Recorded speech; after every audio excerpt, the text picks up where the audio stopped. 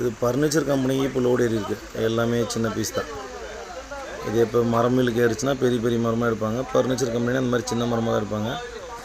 சின்ன மரம் போதுமானதான் உங்களுக்கு. ஏன்னா பெரிய சைஸ் தேவையில்ல, எல்லாமே குட்டி குட்டி சைஸ் தானே. நல்ல கலர் இருக்கிற மரமாகவே ஏற்றி கொடுக்கலாம். எதுவுமே பிரித்து வைக்க மாட்டோம்.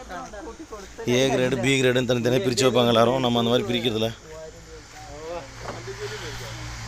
இந்த பக்கம் லைட் இல்லையா? சரி, ஓகே. இது ஒரு 20 டன்னு, ஒரு நம்ம அனுமானம்னு சொல்லுவோம்.